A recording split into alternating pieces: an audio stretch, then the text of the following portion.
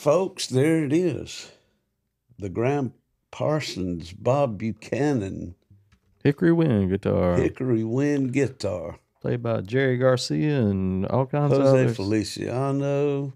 Tim Hardin. Tim Fred Hardin. Neil. Bob Fred Weir. Neil. Yeah. Jerry Garcia. And Sean Clark. Sean Dave Clark, Griffin. Uncle And Dave. David Kraai. Oh, played it. stop it.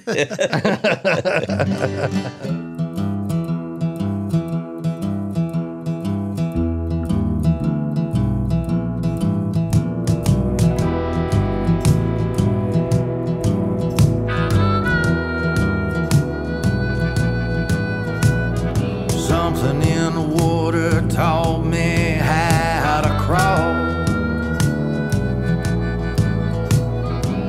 Something in the water taught me how to fall. Something in Hey everybody, how y'all doing? We're back with Something in the Water. I'm Sean Clark. This is Uncle Dave Griffin.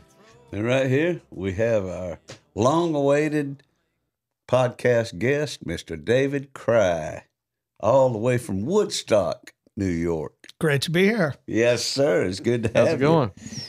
David has been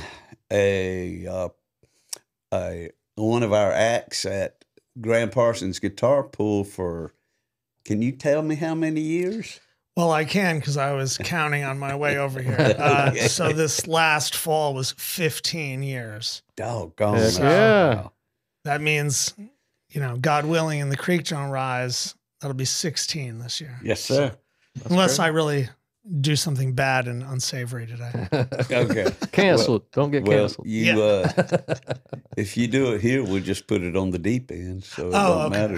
If you do anything bad or unsavory, we'll stick it on the deep end. But for 15 years, I guess so. That's when we first met. Yep. It was 2008. Yep. It's been a while. And I remember that you reaching out saying, I'm playing Gram Parsons festivals all over the United States, and you're one that I have not played yet. Yeah, I was thinking about that this morning, too, when I was getting ready to come here, how, there's all these different Gram Parsons festivals or tribute shows, and after I played, I think the first two I ever played were in Joshua Tree. Cool. But right after that, I thought to myself, when I would look at these from a fan perspective, I would see there's great acts playing and bands I didn't know that I wanted to see and bands I'd look up and be like, oh, these guys are cool. But it never seemed like there was somebody that was tying it all together. And I thought to myself, like, I'd like to be that guy. I'd like to be the guy that's like the through line through all of them, because not everybody can be in Georgia or California. Yeah. But I thought, hey, I want to do that. And I don't know, I just think music is, so connecting and about love that I thought, well, clearly Gram deserves that. And that was something that I always, from the very beginning, set out. And I'm glad that I found yours, because it's hard to pick favorites. But if I had to be backed into the corner, I would, of course, choose the Gram Parsons Guitar Pool. Well, that's damn nice of you. And it's a great perception that you came up with there as to be the through line for all of them, Well, anything that achieves some popularity, of course, people like to hitch their wagon to. And then, of course, something I always think about this, like, say, Gram, it's like a niche market.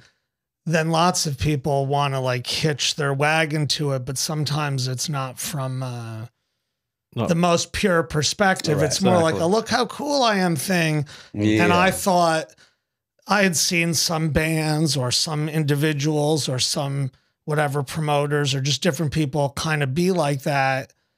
And I thought that that was a shame for anything, but especially for something like Gram, where, he's not here and he hasn't been here for so long that it seemed really sad to me that people are trying to use this guy who kind of had a rough go at it anyway. And now he's not even here. Now people are being like, still using him or whatever. Yeah. And I thought, well, the best way to get in there is to make a little crack in the foundation and bring that love in there and remind even some of these people why we're here. And then, but also just put out that big hug for everybody to, you know, for all the true, real people too. So I don't know. Hopefully I've done that over the last almost 20 years. You are well loved right here in Waycross. I can tell you that much. Thank you. Well, the feeling is mutual. Yeah. You're one of my wife's favorites. And of course you ended up babysitting our son when he flew to New York. Well, don't tell his girlfriend that I was babysitting. That's right. No, was he an adult then, or was he still in high school? I can't even remember what year that was. It was 2014 when he came up for a visit to the Big Apple, but he wasn't acting like a kid, and we went out and had a good time, and it was my pleasure. You know, it was my pleasure. Well, but I know we always will appreciate you. It's always harder for the parents to let the reins out. But no, he was a gentleman, and he's still a great guy, and as Sean knows clearly, he's a killer player. Yeah, we we're all talking love that. about the drummer for Pine Box Dwellers. Little son of a bitch. You can't say that on a regular episode. Mind you. Hold up. You know, notice I didn't take a bit of offense to it. It's just you can't say it on this episode. No, he's a cool kid. Yeah. And don't you call my wife a bitching again. And so keep my wife's name. When did you start listening to Gram Parsons? How did you discover Gram Parsons being from New York? I mean, I think the first time I ever heard Gram Parsons was in 1996. Yeah, I guess it was 96. It was probably a perfect confluence. I got an album by this band called BR549. That's a great country band out of Nashville. They're not around anymore, but on their first studio album, they do Hickory Wind. So I liked that song, but also concurrently, I had that same time I had seen when I was in college, I used to trade bootleg tapes all the time.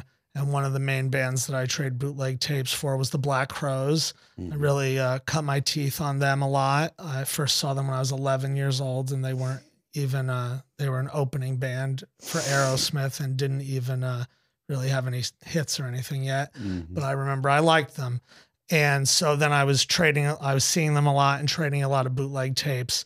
And so at the same time, I guess either that summer or some bootlegs I got from that summer, there was a couple different songs. I was like, these songs are off the charts. They're not on any album.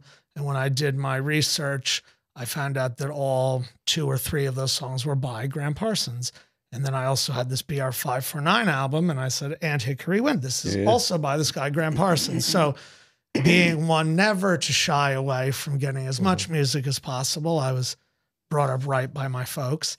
I went out to the mall and I got the CD that had GP and Grievous Angel on one CD, which I still at this time believe is possibly like the greatest single CD you could buy.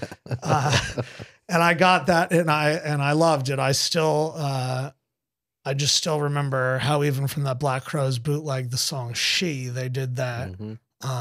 And just how much I love that song and how much it could make me cry. And then I got that album or that double album and liked it all so much, and then just went down from there. And because I was used to trading tapes and etc., I was able to get some of the Burritos albums and stuff that weren't available in America at that point. Like in the late 90s, you couldn't get those Burritos albums with Gram, like unless they were an import, or if you went back and bought like found the vinyl or something. So I, bought import CDs of that and the International Submarine Band album, and just kept going. It was probably about 96 that I found Gram, and it was through Dave here. Oh, really? And I grew up here. That's how unheard of people, he wasn't, you know, I guess Dave has put it in everybody's ear for the past 25 years. But very small Gram Appreciation Society. Probably just Billy Ray and me for a long time. And there were other people slowly becoming aware of him because we did that 91 tribute at Stadium. I didn't know you then. And that Mark Holland guy had his little Mark Holland had newsletter thing and whatnot. The newsletter, and he also had the Gram's Place. That hostel, yeah. The hostel down in Tampa. And so we had met Mark along about that same time, and he came up to that 91 tribute, which was sponsored by the Waycross Ware County Chamber of Commerce. And beyond that, nothing happened until my backyard that year that we threw down on 1998 guitar pool, and then 99, 2000, 4 years in the backyard, and then we started doing it in the public in 2002. And it all has just kept on going, you know. And so this year is 25. 26, actually. 26. Yeah, oh, okay. 26 coming up. And Lord, not to outdo you, but I played every one of them, David. Okay, well that's as it should be. Hey, but that's still a good run, though. I mean, yeah. Well, I remember the year when I realized I had at that point done half. You know, I was like, okay, this year I did half, so I knew that from that point on it was all. You know, I was winning. Yeah. Well, you'll forevermore be in cutting that margin. Exactly. Yeah, forevermore. Yeah, well, we're going to get into a little bit more talk about all of that. So you saying that your parents were very instrumental in guiding you musically. Did they have albums? Well, I did luck out because both my mom and my dad, when they were together, but also when they split up, both of them, and then also my stepfather and my stepmom, all four of these, you know, parental figures love music. So there was a lot of records and a lot of things. My stepdad plays guitar.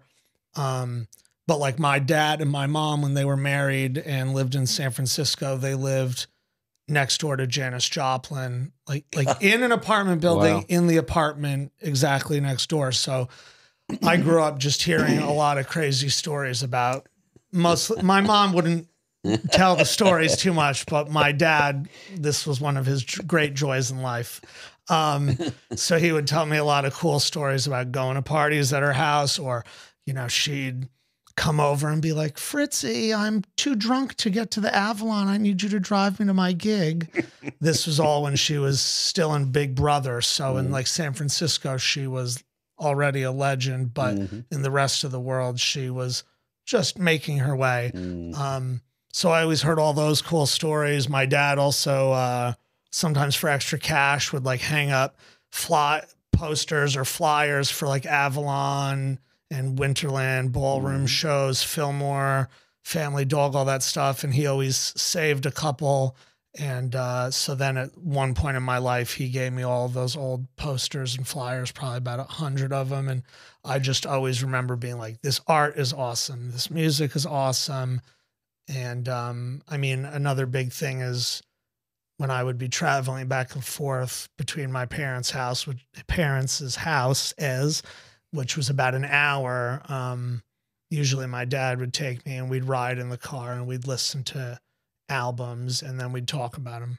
You know, we'd talk about, my dad was a pretty spiritual, philosophical guy. So I remember we'd like listen to an album and then we'd like turn off the music and then we'd discuss the lyrics and some of the ideas. And he would tell me a lot of personal stuff that songs brought up for him. And, you know, I might've been in, you know, from like 5th grade to 12th grade, but I remember having pretty deep conversations with my dad when I'm like a little kid, not even thinking about relationships. And he'd be like, think about these lyrics.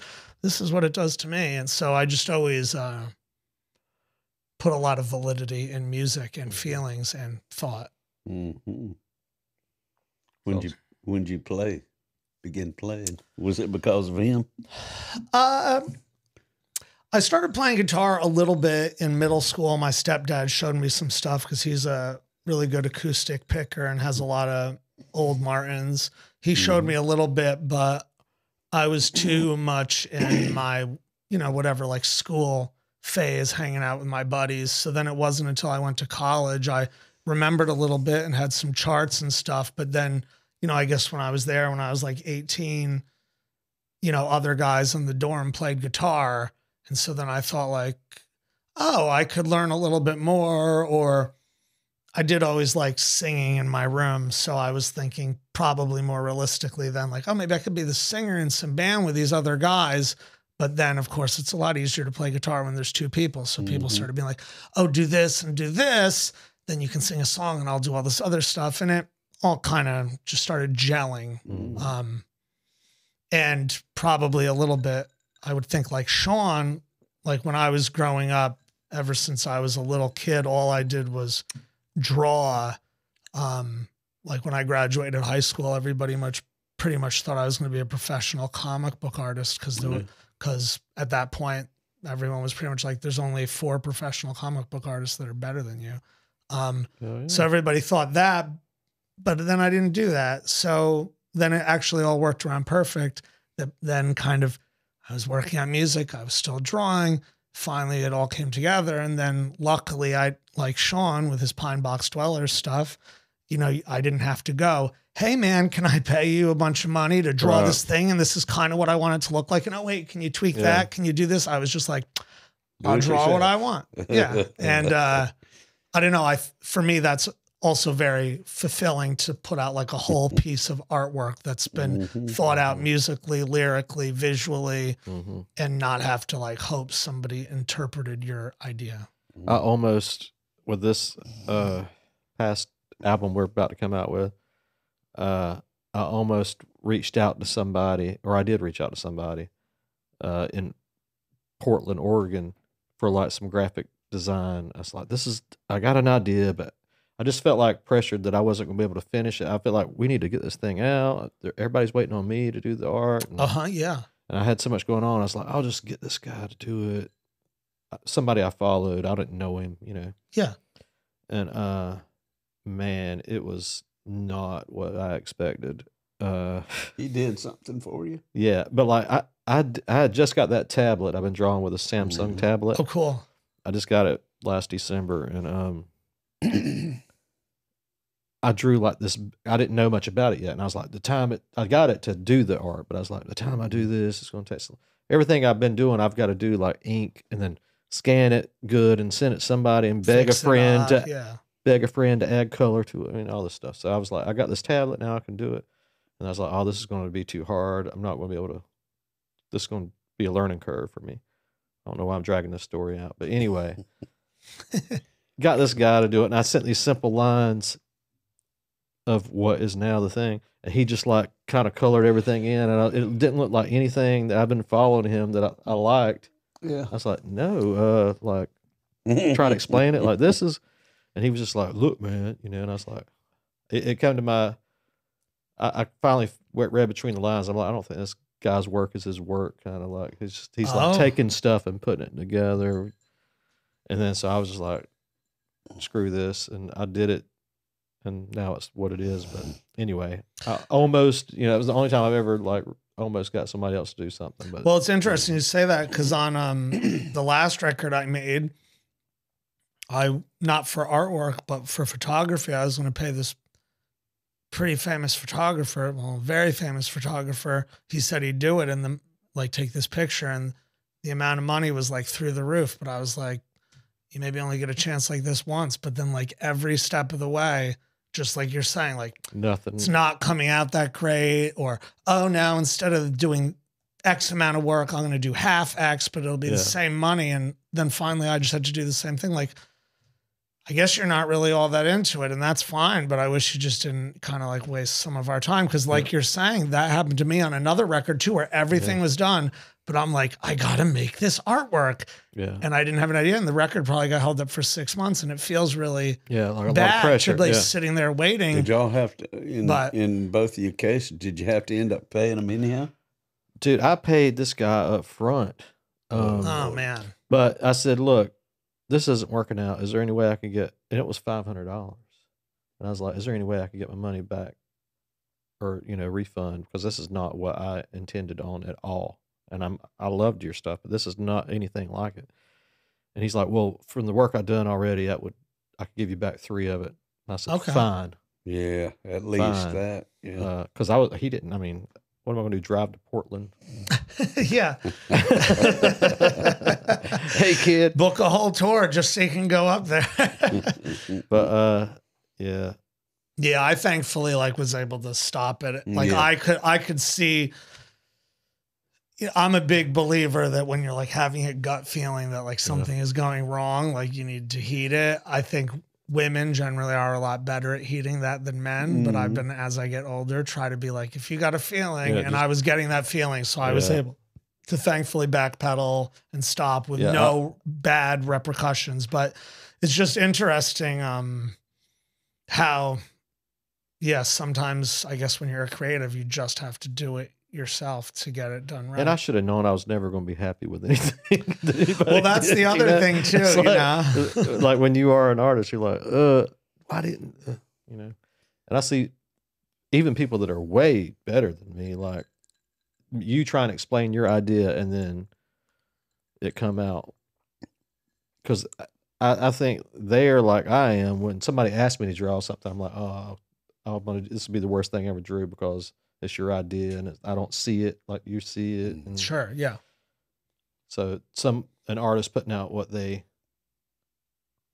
naturally just want to do and put out is their best stuff, and then you're like, do something like that, but then you're like distorting their vision by telling them what to do. And yeah. So.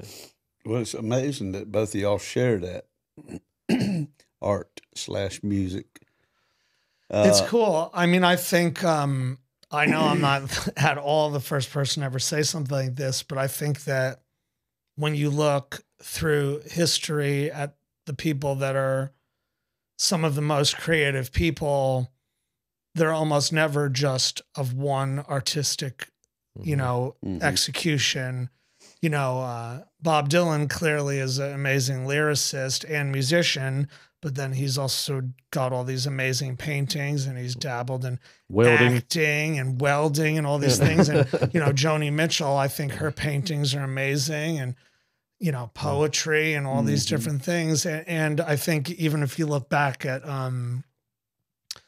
people like Dylan and Woody Guthrie and especially the folk tradition, it's like they didn't always think, I have to just create something. They'd open a newspaper and find an article and then write a song, and if you're a musician and all you do is listen to music, I think you're shortchanging yourself. You also need to go to the museum and look at paintings, and you need to watch the TV and read the news to see what's going on in the world. Because if all you're doing is in your own little microcosm of one type of art, you kind of miss almost everything you gotta else. have information to decipher. To be and able I mean, to I did spit stuff back out. I even wrote a novel one time, 400 pages. I didn't want to, I still don't want to do anything with it. I just said to myself, I think I'm going to be artistically constipated until I remove this story from my body. And I don't care if anybody reads it, and I'm not expecting anything to happen with it, but I just know that everything else will be stuck until it's gone. So I did it. Fiction? Yes.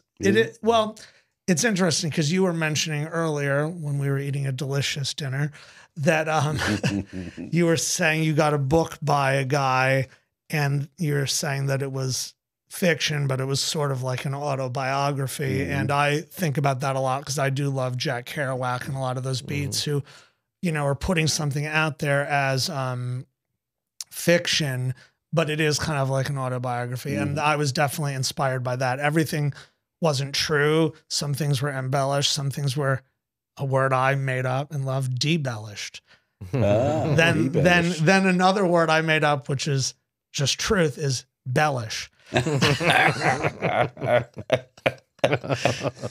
But it was sort of like that, but being posed as fiction, you know, to get a story across, not to be like, look at me or anything like that. You know? We covered this in another podcast. That I read this little article somewhere in the newspaper that said people who suffer head injuries have a tendency to be more artistic than people without head injuries, more artistic, more musical, more clairvoyant. Wow. And then I can't remember the fourth one, just plumb crazy, I guess. But that's interesting to me because I've had the hell beat out of my head all through life. You know, marble steps, pecan limbs, baseball bats, golf clubs, or croquet mallets. Well, maybe all these football players will be like the best artists of our times. Yeah, maybe one. There was a football player, I think he played for Philadelphia, and he quit the NFL to become a major songwriter, and he had he wrote that hit, I can't make you love me if you don't. Really? Bonnie Raitt. For Bonnie Raitt? Wow. Who was that? I can't remember the guy's name, but man, I saw him on Bluebird Cafe one night. This big old linebacker, you know, hovering over a electronic keyboard, you know. Wow, cool. Yeah, that's neat. Yeah, that's interesting, though. Artistic, musical. I think we said this on the other podcast that we were talking about this, but Roseanne Barr and Sam Kinison were both in car accidents. Not the same one. But and they became that wild personality after the fact. Okay. I don't know if it. I know Sam Kinison died in a car accident, but he had something happen to him. Might not have been a car accident. But. No, yeah, he had a traumatic brain injury too. I think it was something like that. I guess that makes sense. You know, you get close to death, you think about it, and you go, "Why am I gonna hold any punches? Why am I gonna, you know, be reserved?" I always think, you know, I went to college and I have a degree in acting, and I used to be a professional actor for a while. Wow. I think all of that stuff informs my music and my performance. But I guess what that helped me realize initially, and I still believe and see everywhere all the time, is, you know, to be able to transfer something on stage like that, you have to have no reservations and you have to be like a direct conduit, but that's in direct dichotomy to everything that the entire outside world has been telling you for your whole life. They're saying, sit down, be quiet, don't be loud, don't be unique, don't be yourself, don't have long hair, don't dress like a cowboy, you know? And so then... Don't tell Clint Eastwood that. Yeah, exactly. Well, he'll kick our butts. But yeah, then when you break all that down, then you can finally be free and hopefully be your true self that hasn't been marginalized and controlled by society and adults and jobs and et cetera. So, I mean, that to me offhand makes sense about Roseanne and Sam, that, yeah, maybe you're like, whoa, I just almost died here. Why am I going to go work at Dollar General? Why am I going to hold my tongue, you know, when someone's clearly being a phony, you know? With Sam, he was, I don't know if he was a preacher yet, but he was on that road. And then he went totally 180 and he still had that preacher persona, you know, oh God, you know, the intensity of a well, and that's preacher. Like, I don't know if you guys ever heard this, but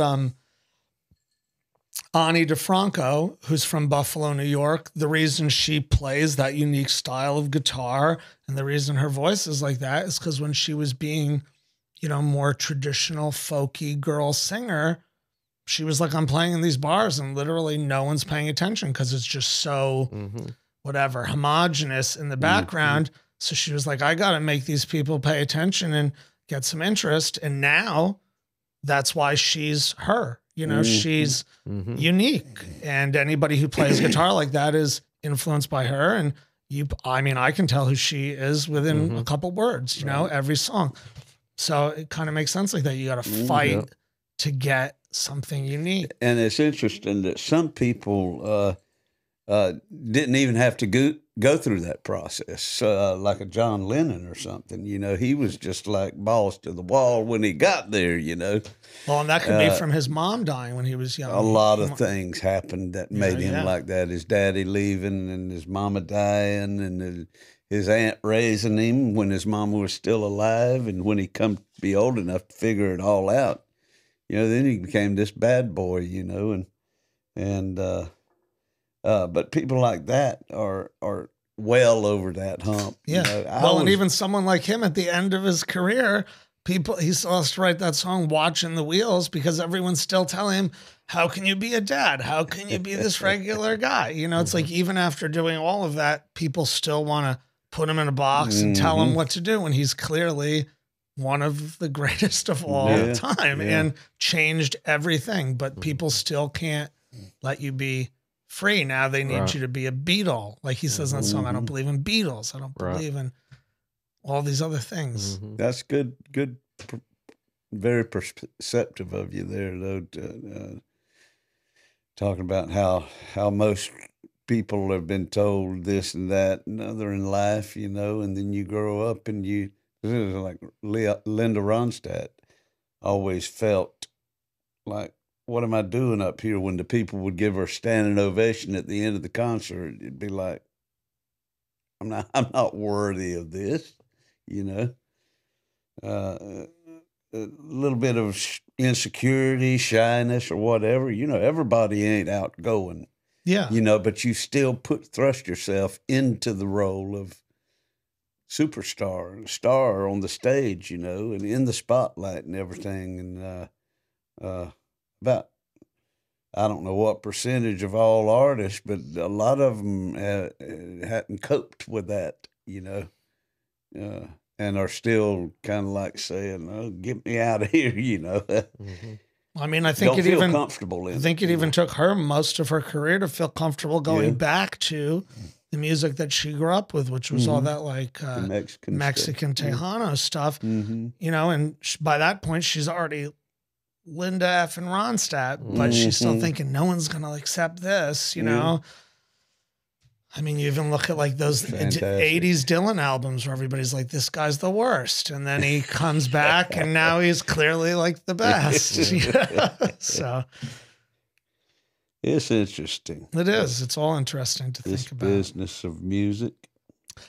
Well, and getting back to kind of looping it all back to the beginning stuff we were talking about with my folks and me kind of going on a path towards music. You know, I very clearly remember that, you know, even when I was drawing and doing theater, it was like I still loved music the most, but I kind of like that old like Marx Brothers thing, like, you know, I could never be in a club that would have me. Like I thought to myself, these musicians, they are so awesome. They're so amazing. Like there's no way I'm one of those people or could ever be one of those people. I'm this other artistic thing that's way less.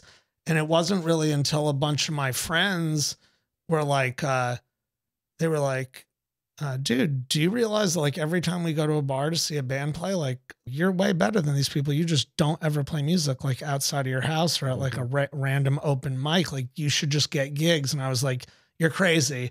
And then finally this guy I knew said, I booked this venue and I'm giving you a gig and you're not saying no. And you're going to be there and you're going to do it. And I'm not going to worry about it because I know it's going to be better than most of these other people. And that's like pretty much how I started playing gigs, was because these people were like, dude, what are you doing? You are a musician. It's not this out of reach thing. Yeah. You are there. Like, just get with yourself, you know? That was your buds. Yeah. And your buds helped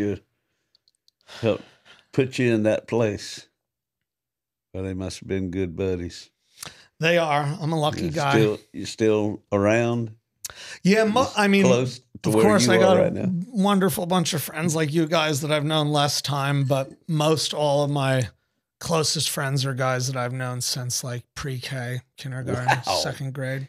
That's awesome. I just lucked out growing up. The town I grew up in, like I live in Woodstock, New York now. I grew up just a little bit outside of there, maybe 20 miles outside of there, in like this liberal hippie arts mountain town called New Paltz, New York. Mhm. That's 76 miles directly north of Manhattan. And I mean, me and those guys, we just lucked out getting to run around the mountains, run around the streets, having fun, seeing art, seeing different types of people, different ethnicities, different religions, all that stuff. So just when we grew up, we got to have a lot of fun. We got to have a lot of free thinking, the ability to talk about stuff. Even if you didn't agree with people, you talked about it. Nobody went home being like, you stink because you think different than me. Yeah. You talked about it, you went home, you thought about it, and then Yeah. you went and rode bikes the next day. You know, so I really lucked out in that way. That's wonderful. And being close enough to New York City to both of my folks were really good about being like, oh, there's like a great exhibit at the Metropolitan Museum of Art. We're going down there. And when I was growing up, because my dad went there, I went every Saturday from when I was, in kindergarten till when I was basically in 12th grade. I went every Saturday with him down to New York City, and we'd go to a philosophy school, and then we would go to museums or go in the park and do stuff there. So just kind of stretching our mind. Yeah. Well, that's got to leave an impact. I think so. I thank my dad every day. Mm-hmm. Did either of your parents go to Woodstock? They did not. Yeah. No, I think they were back from San Francisco by then, but they didn't go to Woodstock. Yeah, that would have been cool. But my dad did see Santana before he ever had a record deal and stuff like that. So Cool. Well, let's look at some of them pictures we got that I sent you and just kind of, let's go to the miscellaneous pics. I've got them pretty well in order.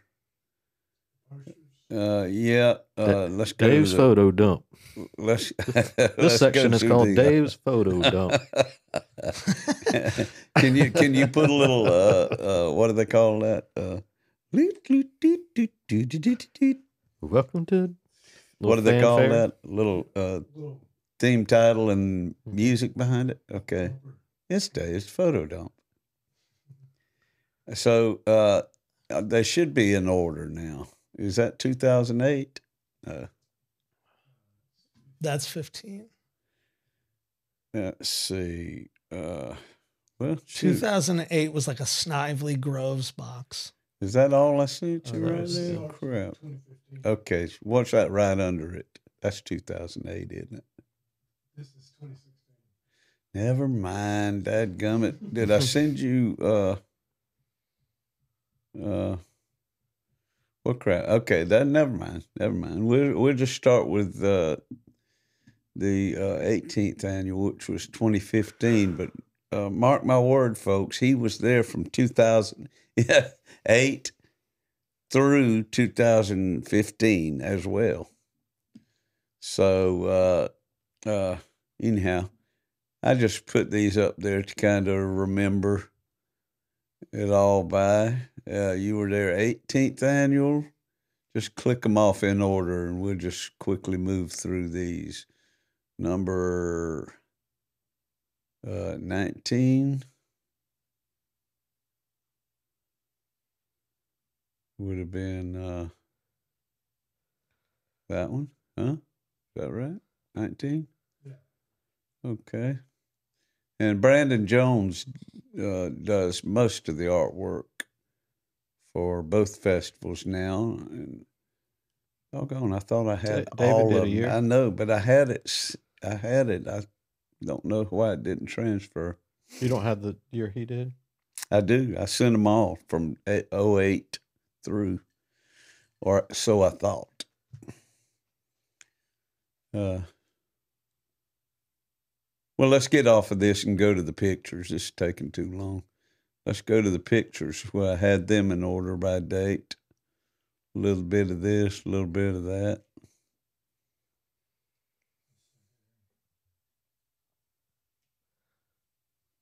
Yeah, there's all of the flyers and pictures mixed together right there. Sorry, I thought that they would have landed in order on your device. So this first picture, this girl in this picture with you is this your first girlfriend? Amy. I don't. I'm just kidding. No, I was Amy trying to come up Labor with something. was in some of the early photographs. No, you were actually solo. I haven't seen any pictures. I was just trying to be. Oh, These there's are Albert the celebrity photos. We just look at them. That's a beautiful girl. No, that is the great Albert Lee. Yep, he is a monster player and a really nice guy too. From Where'd you meet him? From England. Yeah, he played with Emmylou Harris Mhm. after James Burton left the Hot Band. I've met him a few different times. That time was at this place called Daryl's House that's owned by Daryl Yeah. Hall. But he's also, I'm sure we'll talk about it later, but he's also played this guitar that I own that's got some wonderful pedigree. Mm-hmm. So you're able to go to Daryl's house when they're taping, or is that? Does he have He an has- audience during that? He has, I guess, the place where he tapes the show, which I think is actually like at his house. Mm. But then he opened this club Oh, that's okay. also called Daryl's House that Gotcha. used to be a different club that I've played at a bunch. Oh, yeah. okay. Yes.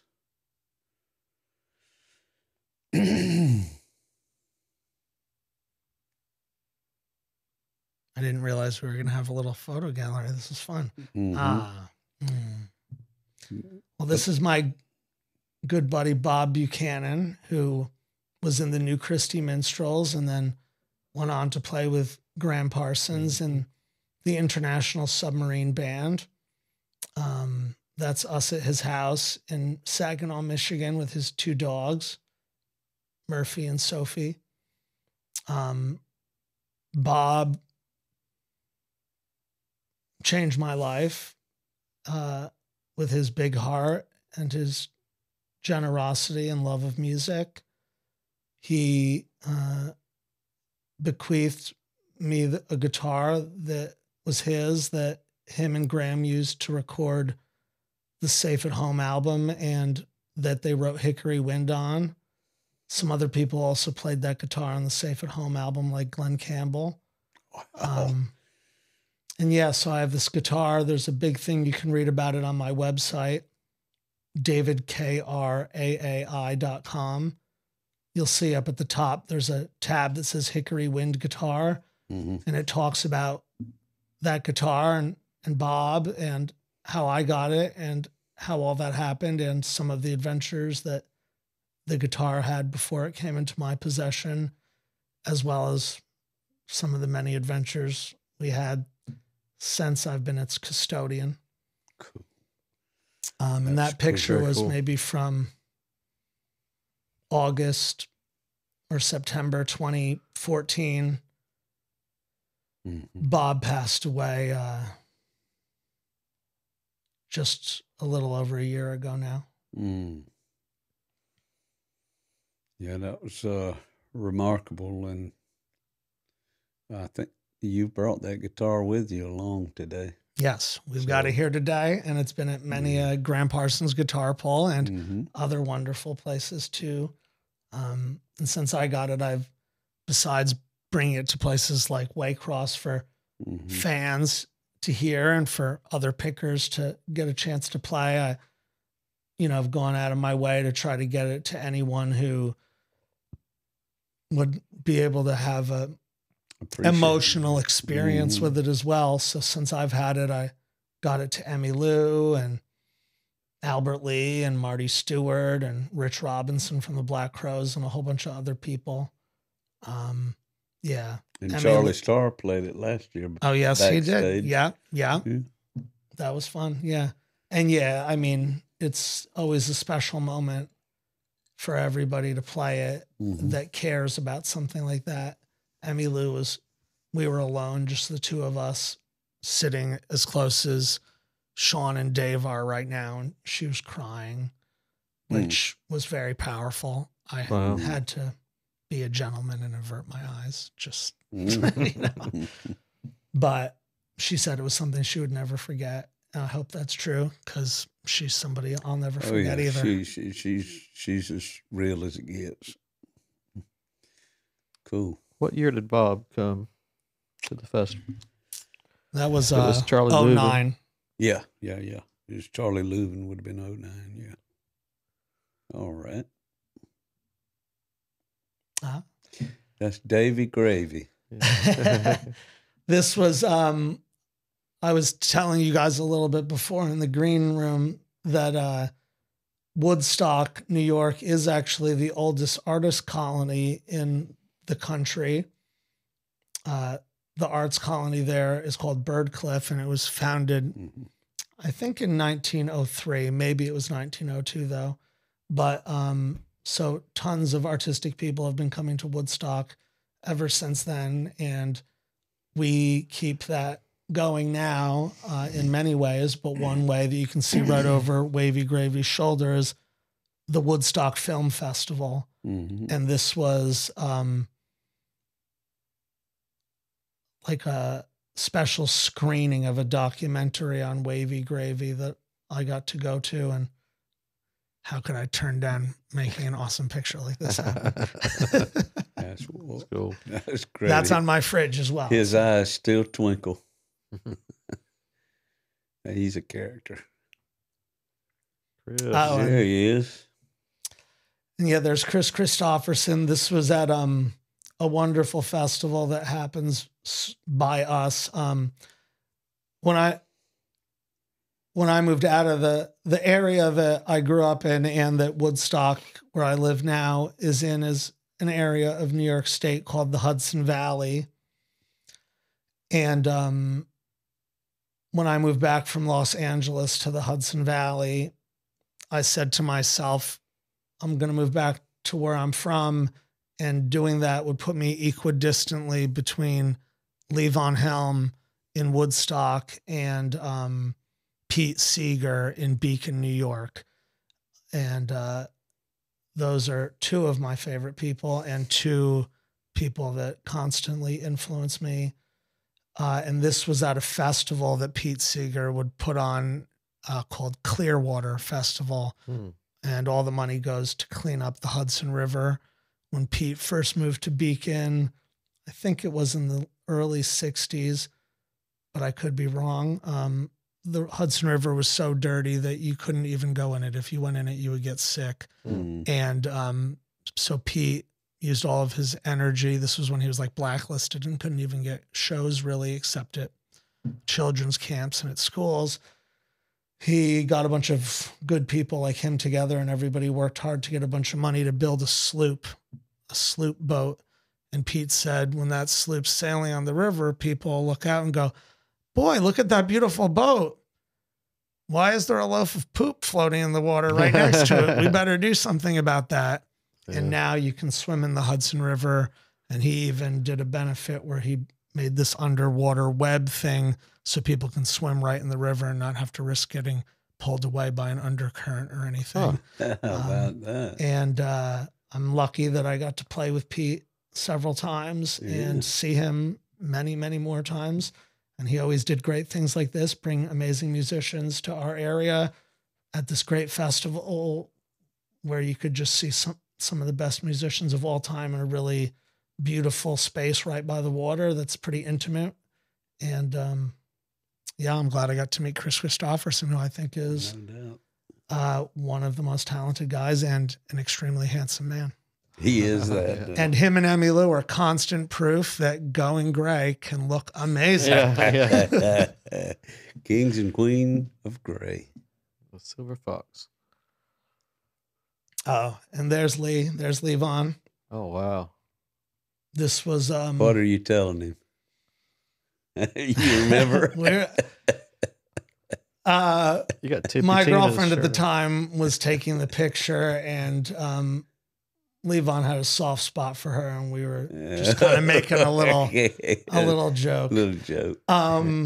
This was when Levon was still battling throat cancer, Right. so he couldn't sing at this point, but he is still the only drummer that can bring me to tears with only his drumming. I could cry from one snare hit if it came down to it. And he could be so strong on the drums, even when he was sick, walk off stage. I saw him. The only time I saw him was after this because he had just started singing again.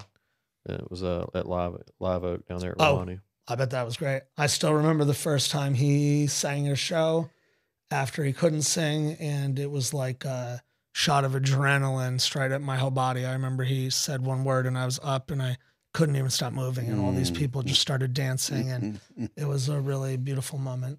This is in Kingston. This picture's in Kingston, New York, out at which is just down the road from Woodstock. Kingston, New York used to be the first capital of New York State till the British burned it to the ground. But yeah, Levon would always do a lot for the community. This was at a free show he did. And all around our area, he would always be one of the first people to go help for a benefit. And even in my hometown for kind of as long as I could remember, whenever it was Veterans Day or something like that, he would come down for the parade and he would drive a different veteran in his Saab convertible every year. And now his Saturday Night Ramble, Midnight Ramble at the barn. Correct. That was Woodstock, right? That's in Woodstock. Yeah. Yep. That's at his house. Those started out as like rent parties or whatever, mortgage parties. Right. Because, one of Levon's good quotes was, "Don't let your income affect your lifestyle." And he definitely lived that way sometimes, but always being a gentleman to the nth degree. So yeah, those concerts started because they were going to lose his house, and he was like, how can we make some money as fast as possible? So they did a concert at his house, worked out, got that paid, and they kept doing them. And then of course it picked up steam and everybody heard about it. And I saw Emmylou play there. I was about to ask if you've seen, do you go on there? A lot. Yeah. I've been there a lot. I've played there too. Cool. But through the whole echelon, Emmylou, Elvis Costello, Bob Weir, Bruce Hornsby, Warren Haynes, Phil Lesh. Charlie Louvin, all sorts of, people would want to come play there. It's only, when he first started, they only let 100 people in. Now I think they let about 150 people in, but it's always intimate, and anybody who is in the audience knows they're getting something special that'll never happen again. And everyone on stage, whether it's Emmylou or me, puts their best foot forward because you're on hallowed ground, and I recommend that anyone anywhere who's like us, who loves music, that's one of the most special places to see music. Are they they're still doing music since he's passed? Of course, it's, some of those bigger names don't come as much since Lee's not around anymore, but they still get plenty of good bands. I think this past weekend, maybe it was 2 nights with Railroad Earth. Cool. But they still do stuff. And, you guys always have an invite up to Woodstock. Waycross So Stagecoach might get come in on there. up. Yeah, that'd be awesome.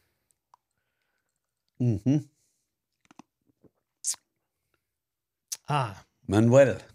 Oh, yeah. Yep. And this is Manuel, who made the Flying Burrito Brothers very famous suits from the cover of Gilded Palace of Sin. He was the son-in-law of Nudie, the famous rodeo tailor. I do have a Nudie shirt. I do have a Manuel shirt too, but this is one time when I was in Nashville. I've met Manuel a bunch of times, but I went there to just say hi, and thankfully I got this wonderful picture, which our mutual friend Howard Seaman, aka Dakota Dodge, when he saw this picture, he said, "You are Zelig." which I don't know if you know that movie by Woody Allen, but it's kind of like the precursor to Forrest Gump. Like, you know, this guy Zelig was like everywhere. We were at Manuel's that time we went to Yeah, I don't think he was Nashville, there. but I don't think he was. Yeah, we walked through and looked at some of the price tags and drooled. And Yeah. Well, I do remember the first time I ever met him, which was not this time. I was with my girlfriend at the time, and he was being flirtatious with her, and then he referred to me as a shrimp. And I had never been so happy to be, demasculinized in my entire life. if you get a suit made, it's got to have shrimp on it. Because I'm like Forrest Gump. Oh, that's good. Jumbo shrimp. Bite-sized shrimp. And this is my dear friend Neil Flans. Oh, okay. Who played with Gram in the Fallen Angels. Mm-hmm. Pedal steel. Yep, he played pedal steel. Neil also played for Charlie Louvin for a while too, and did play with Ernest Tubb and stuff too. But yeah, Neil played on one of my records. I didn't know him then, but because of how much I loved Gram and how much I loved Neil's pedal steel work with him, I got him to play on a record of mine, but we really hit it off. And then every year for the rest of his life after that, Neil just passed away, I guess, about a year ago or so. Then every year for the rest of his life, I would go to Austin and hang out with Neil for about a week, and we'd stay up all night. He had an amazing collection of old country music bootleg DVDs, like stuff that you can't, I don't even really know where he got them, but stuff that you like can't buy. Most of it isn't even like digitized somehow.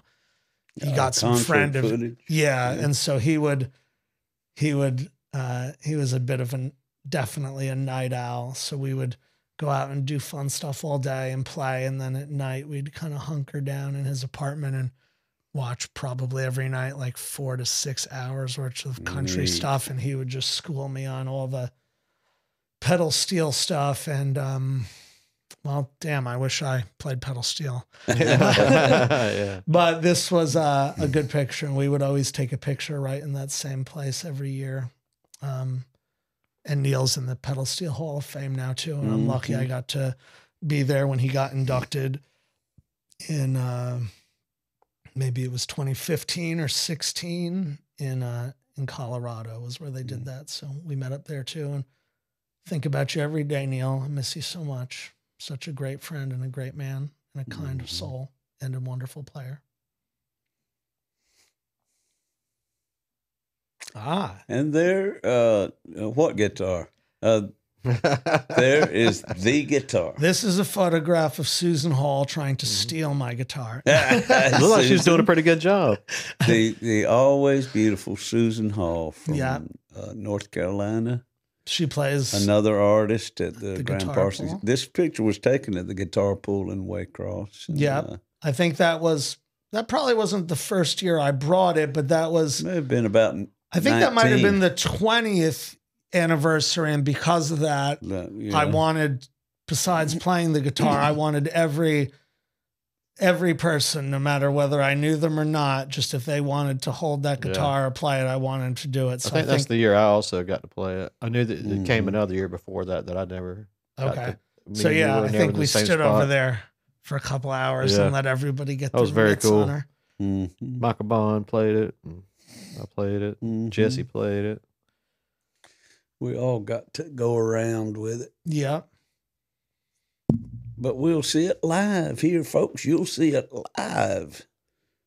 It's a beauty. That's a 1962 Martin D28. That's Brazilian rosewood.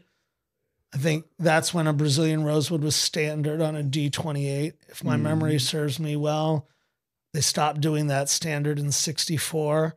Then I think in 65, they switched that guitar pick guard from tortoiseshell to black. Cool. For all you Martin nerds out there like me. Martin heads. Okay.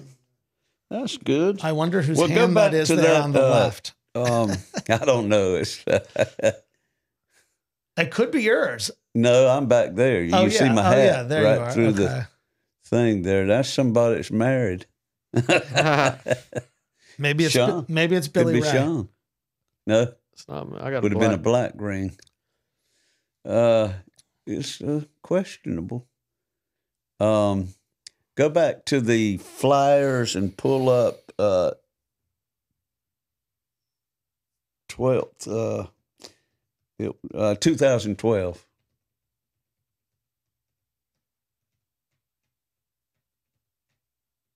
Or 13. No, it's 13th annual, whichever one that is. I believe that's right. 13th annual to the flyer portion instead of the pictures. The flyers should be all little. They start with GP on there. All right, go to 2013, the next year.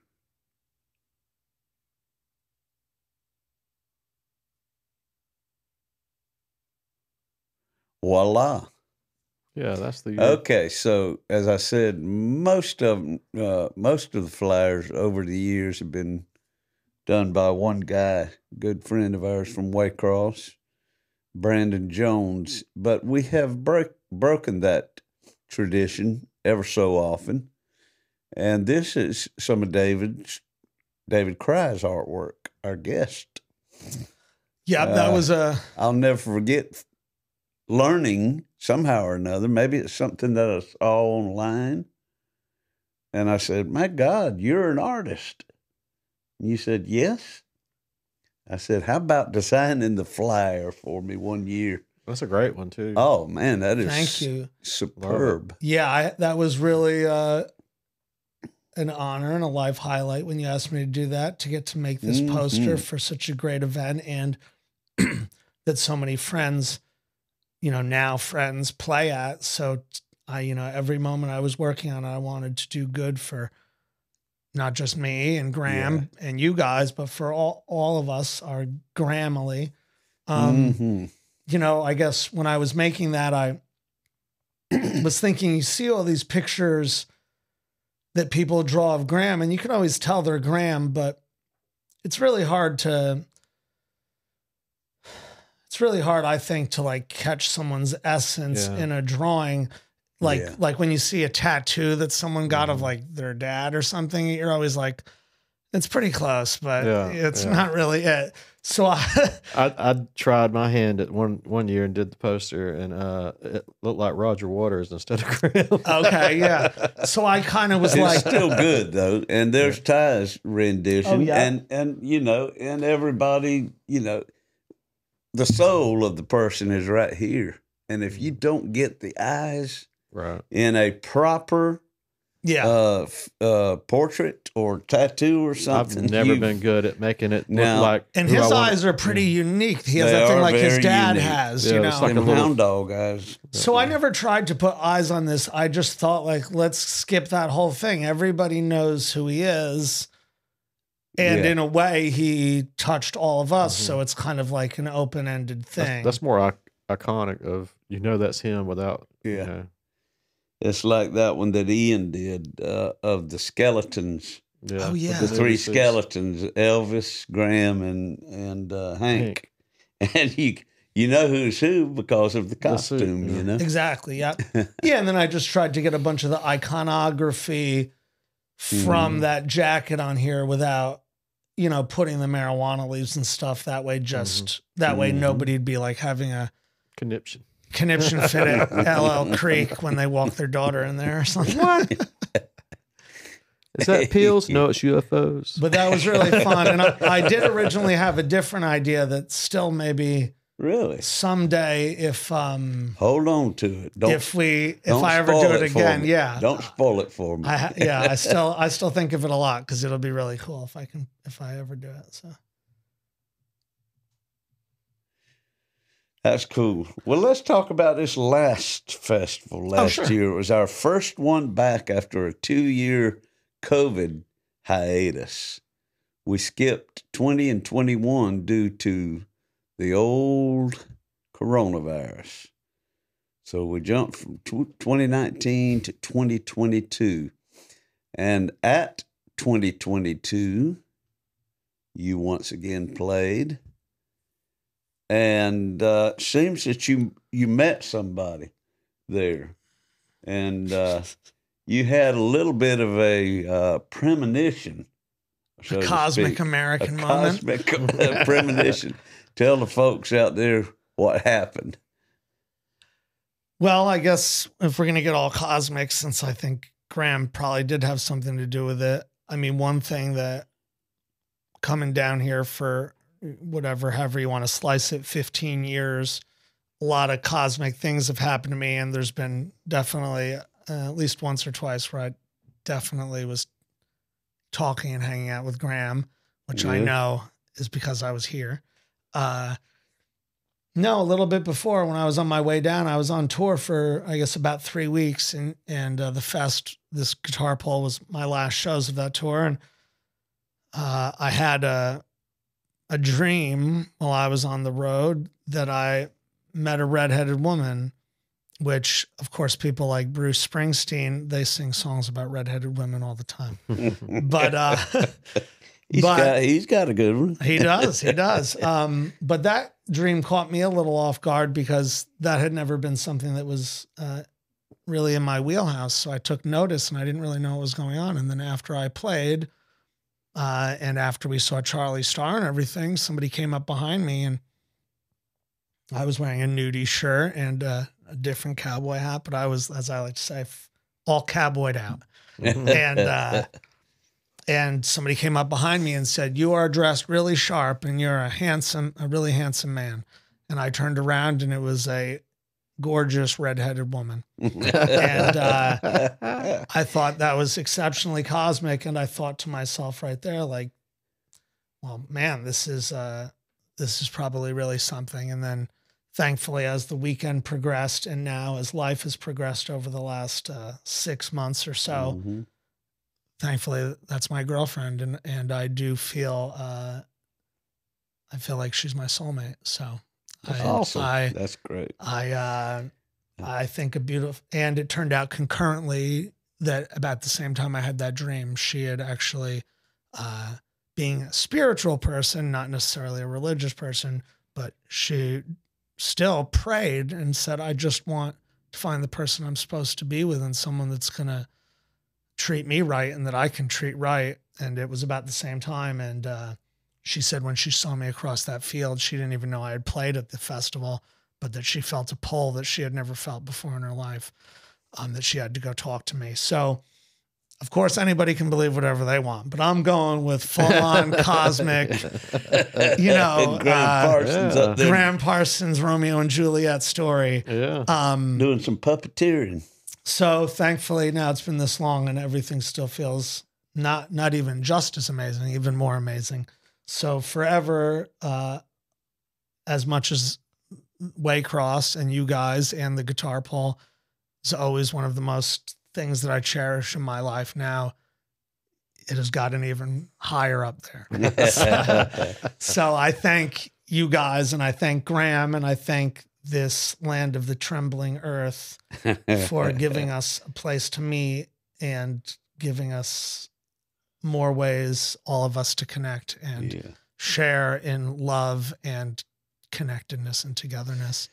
Well, I appreciate you telling that story. That's sometimes that might be a little like too much information somebody wants to throw out there, but I loved it when I heard it the first time, and I thought that it'd be good for the podcast. Well, too. thank you. No, I mean, people need to be, especially like you said, after COVID, where no matter what you think politically or medically or anything, I think we can all agree that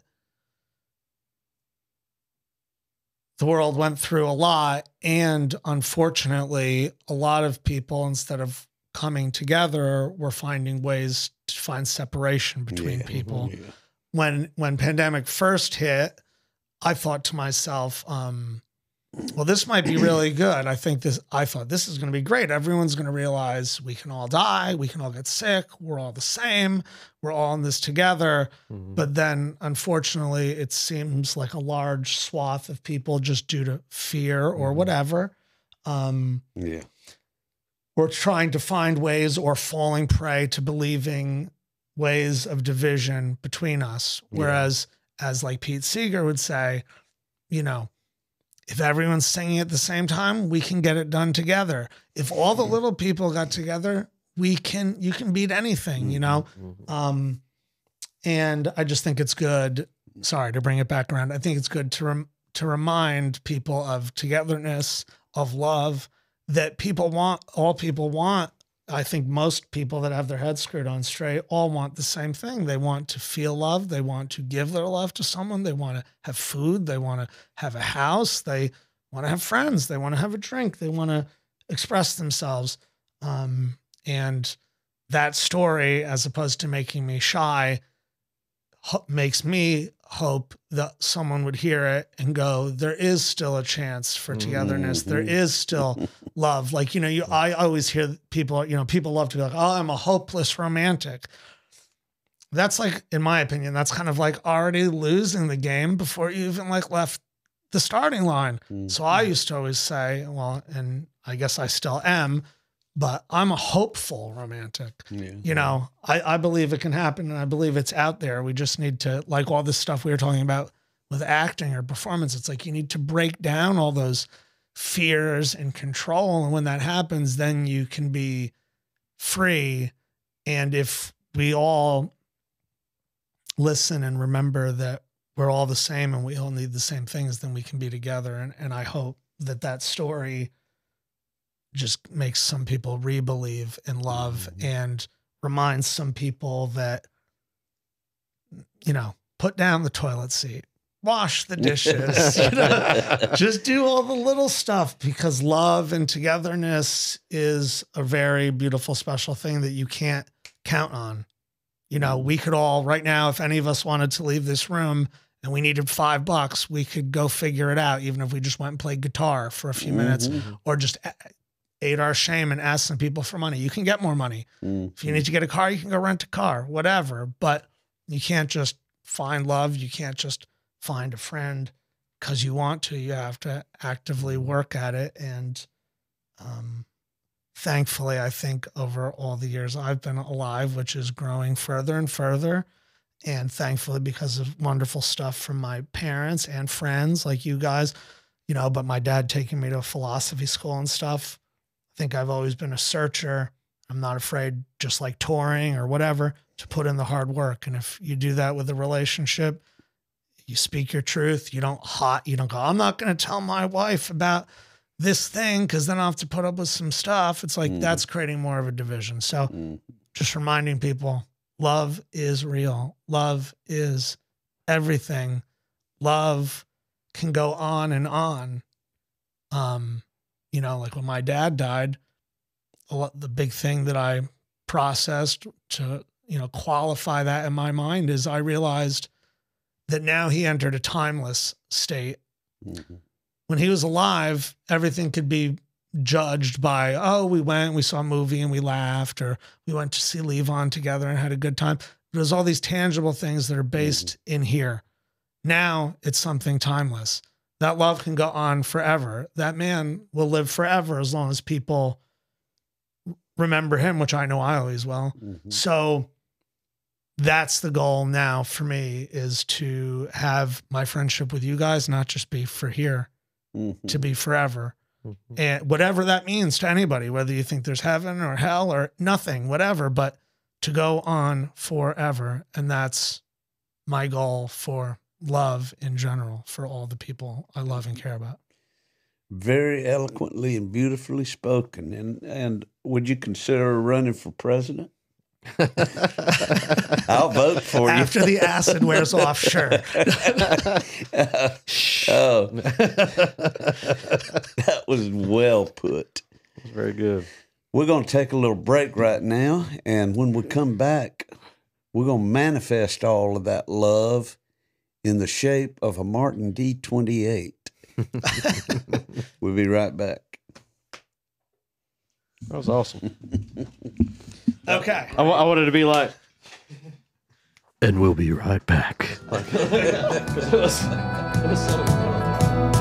Something in my brain won't let me stray. Something in my veins gonna find its way. Something in the water taught me how to pray.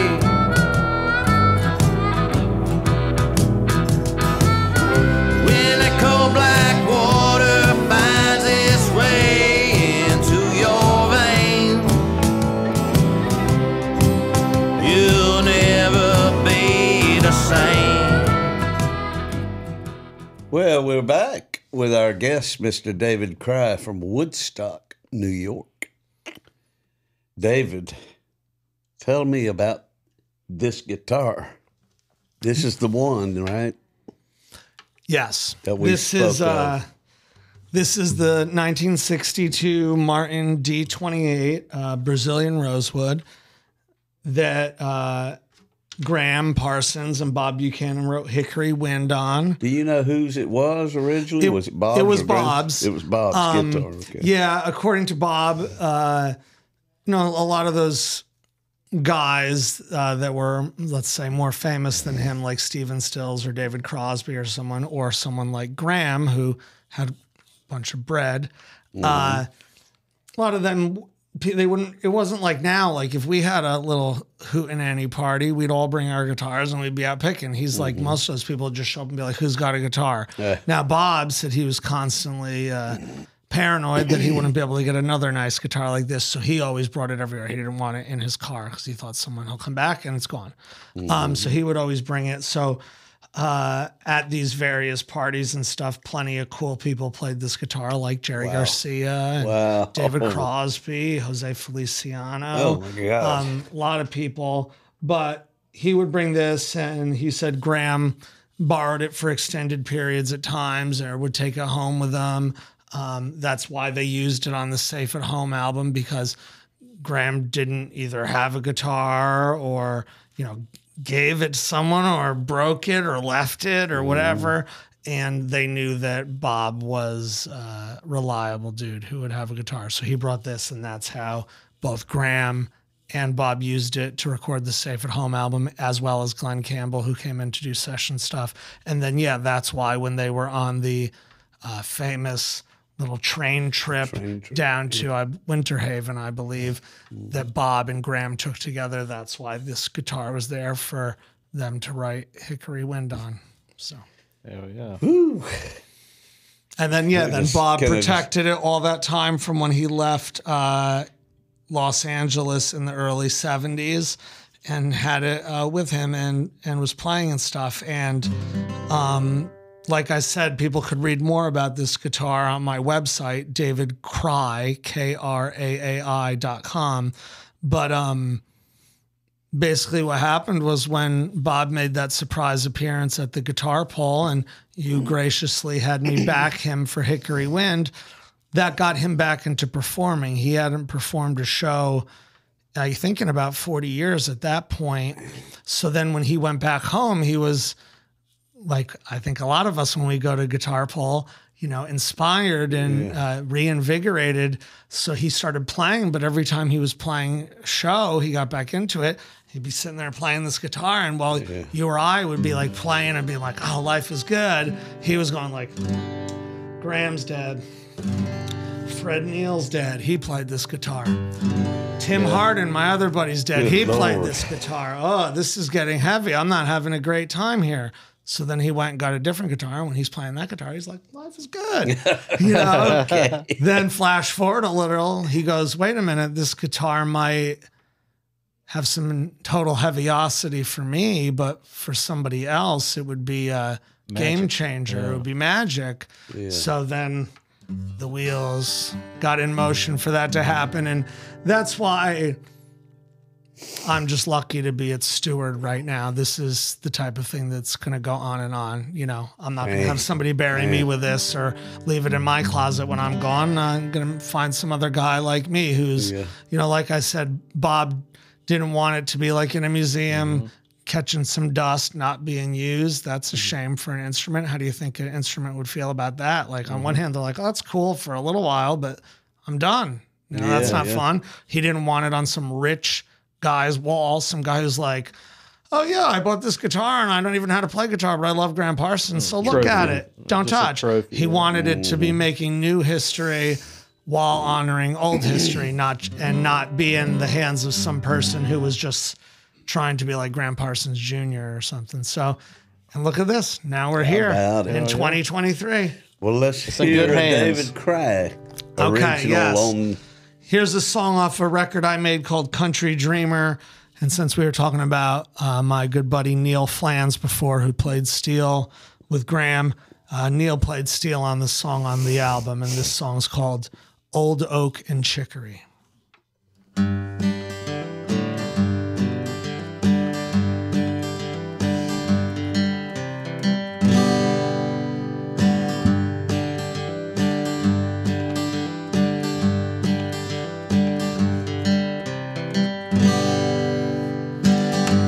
Stoves and Tijuana throws, leather boots and a broken nose, black cats purr and jackets of sheep's fur, bringing back the smell of old oak and chicory. Orange and white Christmas lights, Leon Russell and a sidewalk shuffle, Martin guitars and vintage bars, bringing back the smell of old oak and chicory. Old oak makes you lonesome, while chicory will keep you up.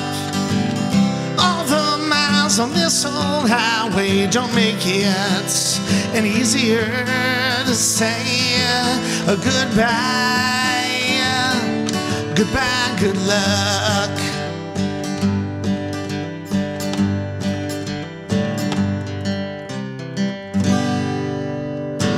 Faded jeans and New Orleans, a starlight and you at night.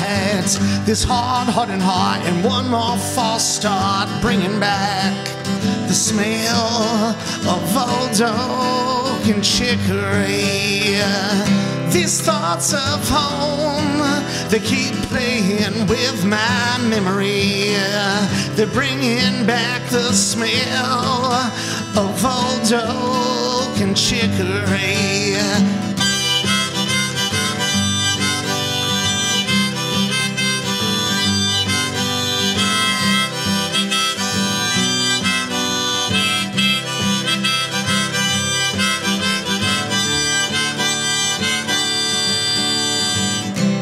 Oak makes you lonesome, while chicory will keep you up. All the miles on this old highway don't make it any easier to say a goodbye. They don't make it easier to say a goodbye, goodbye, good luck.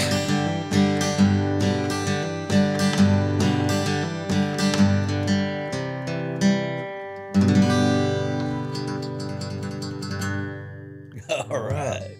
Yeah. I'm got, man, so many things going through my head, you know, just hearing the tone and the sound pouring out of that hole. Good. That's And the guitar sounds good too. Sorry. Considering the magic of the instrument itself, you know. And tell me this, do you know what chicory is? I was going to ask. Okay. I dog if I was sitting over here dumbfounded. Like, another kind of wood? No, chicory is like a coffee substitute that's mostly known and utilized from New Orleans. Really? So Okay. if you Substitute coffee. yeah, basically, a different type of like a root, I right, think it right. is. Chicory and, root. That's right. I've heard yeah, that so if you before. go to like New Orleans and you go to that famous coffee and beignet place, Cafe Du Monde, they sell their own like chicory. We're going. Let's have some. chicory We'll thing. try Yeah. some of that, folks. Yes. We'll let you know. old oak and chicory. Yeah, so I was kind of writing that song as kind of like a, I don't know, sort of like a image poem, conjuring nostalgia. So a lot of images flashing and thinking about the emotional impact those have on kind of your heart and your psyche and your mind, with the idea of remembering. I a lot of times think that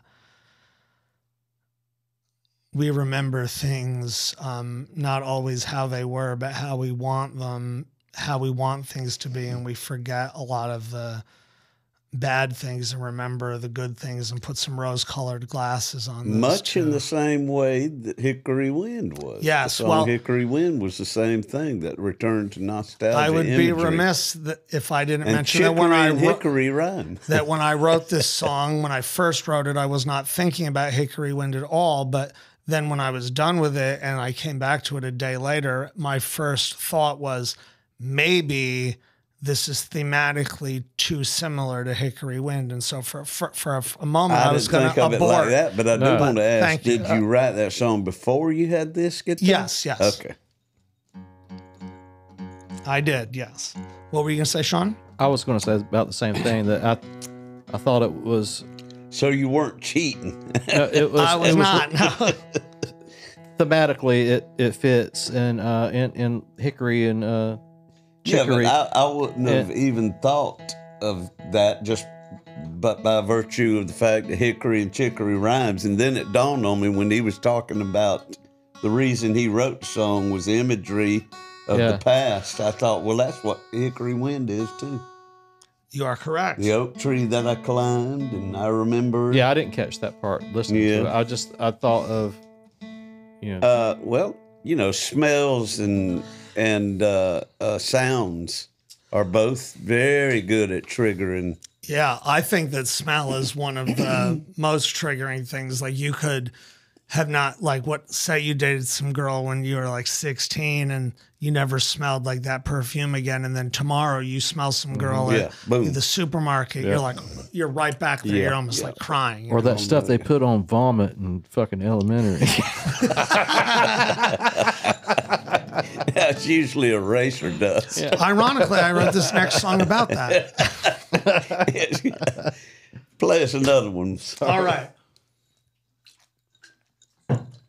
Well, this is off the last record I made, and this one we made up just outside of Woodstock. We got, you guys got a lot of Gram history up here. Of course, we got a lot of other history up there, and we got this wonderful house up there, legendary house called Big Pink, which is the house where Bob Dylan and the band recorded the Basement tapes, which is sort of like ground zero for Americana music for people that don't know. And it's also where 3 out of the 5 guys from the band lived while they were making and working on the songs for their debut album, which is called Music from Big Pink. It's not just a clever name.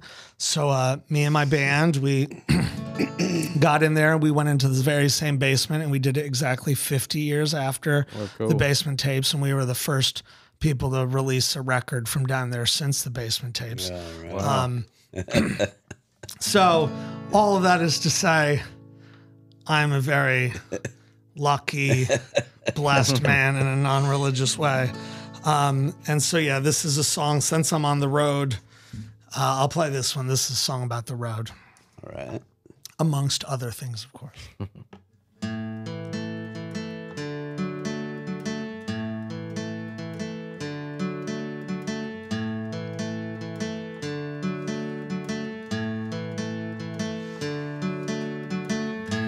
Sun dancing down the road, The miles behind will show your heavy load.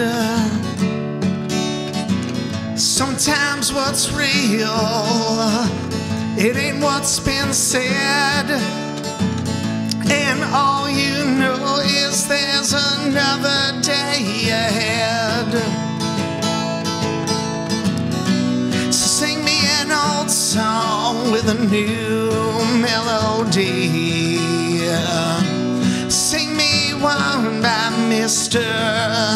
Woody Guthrie. Sing me an old song that my mama knew, and I'll sing with you.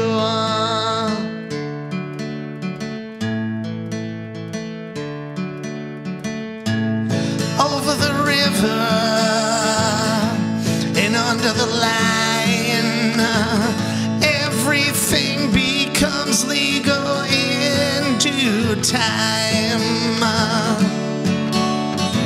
When something's too pretty to ever own apart, you've got to take a picture of it with your heart.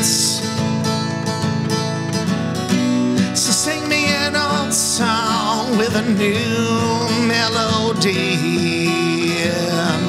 Sing me one by Mr. Woody Guthrie. Sing me an old song that my mama knew, and I'll sing with you.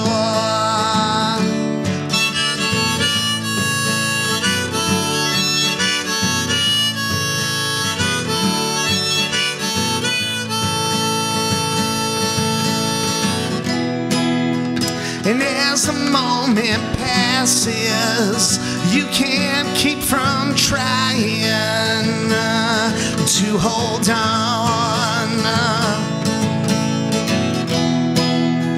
And as it all surrounds you, you can hear it singing that old song on and on.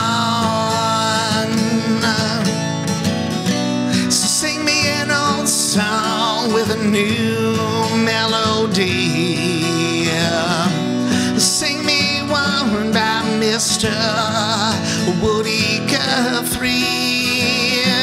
Sing me an old song that my mama knew, and I'll sing with you. I'll sing with you. I'll sing with you. All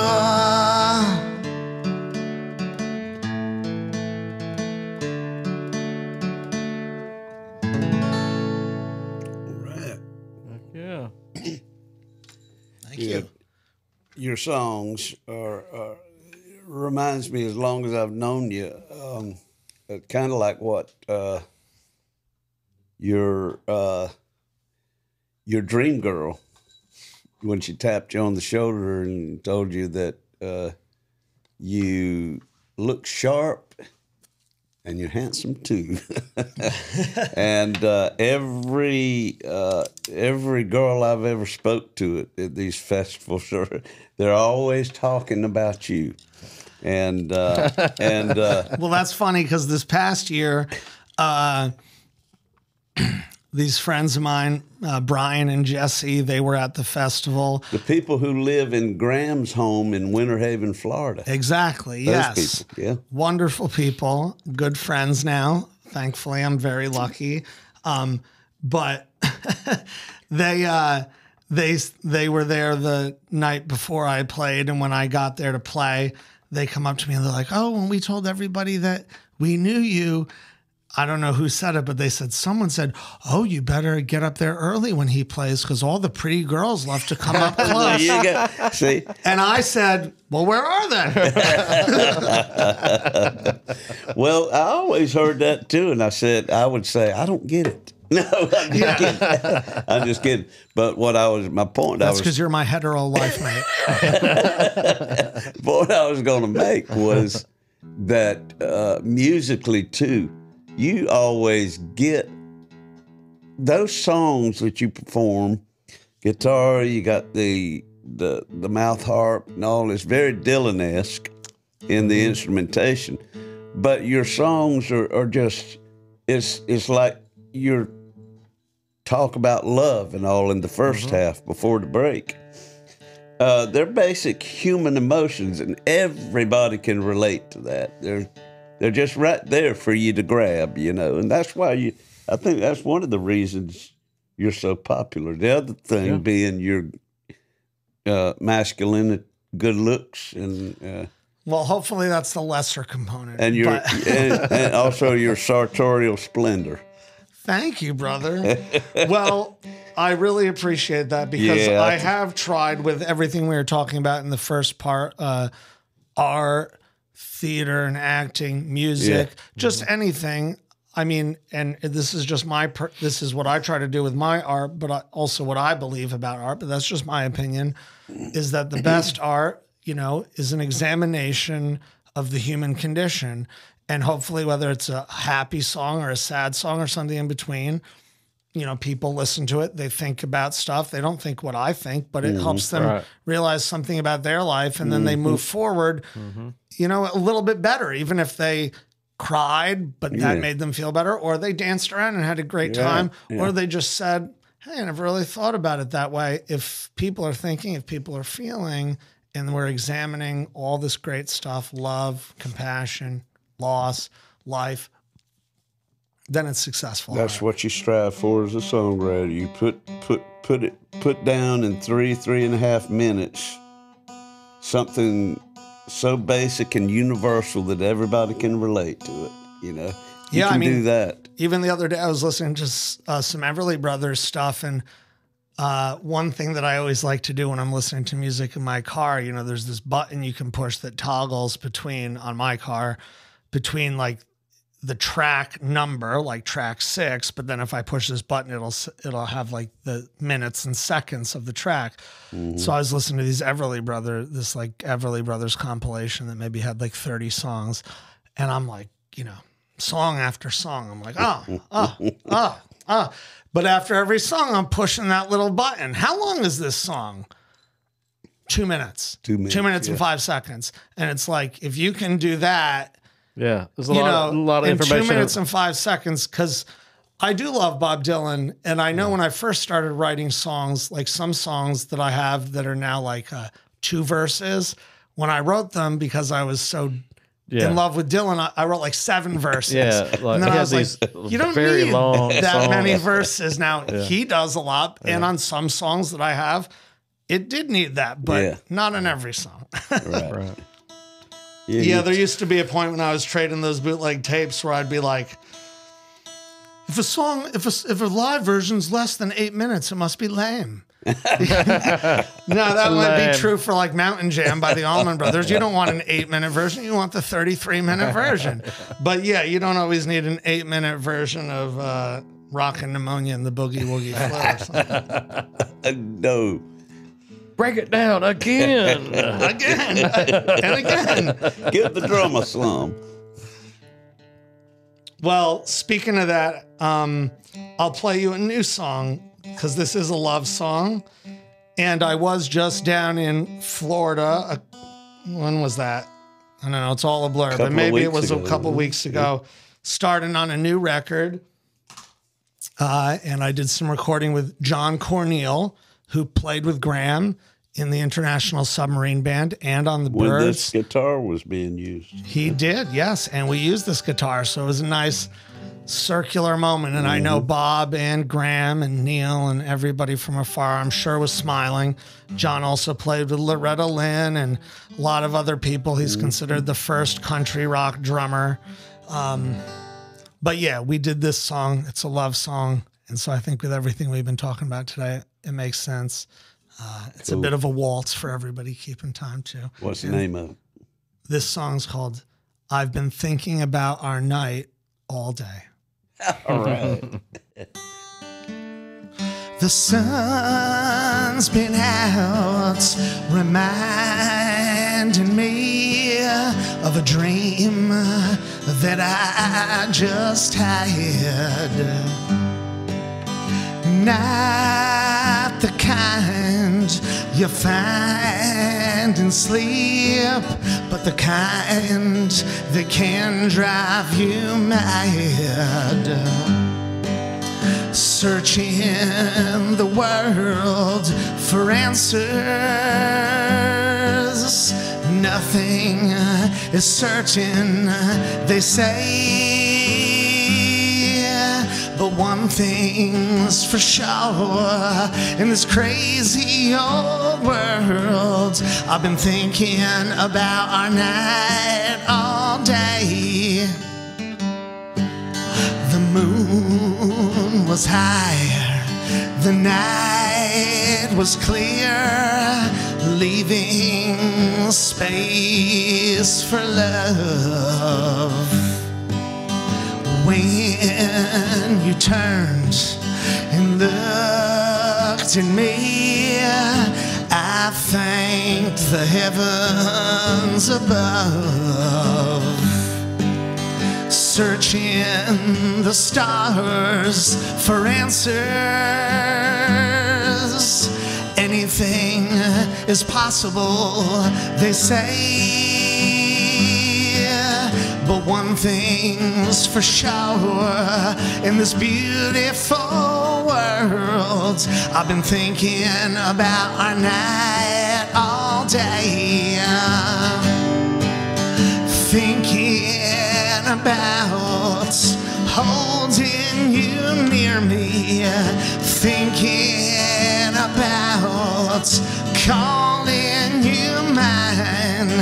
How can we know where this will lead us?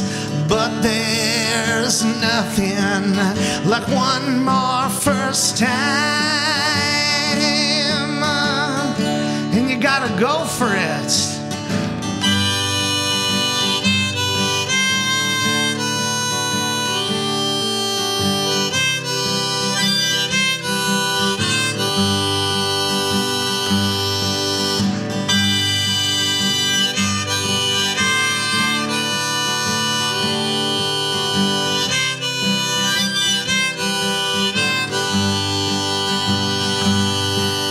Searching the world for answers.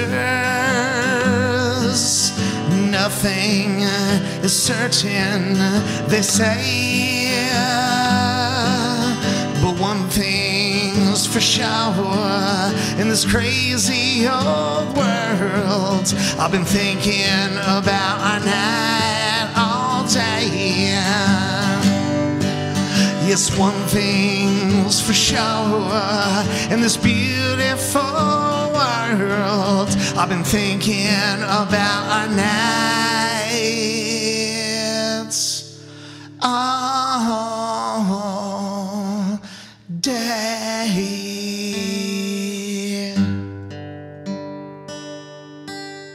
Yeah, Yeah. I know who that's about. Sean Clark. Oh, that's what I was getting weird feelings. Yeah. Come on, y'all. I was getting some Rolling Stones vibes with that one, Oh, thank you. Okay, thank you.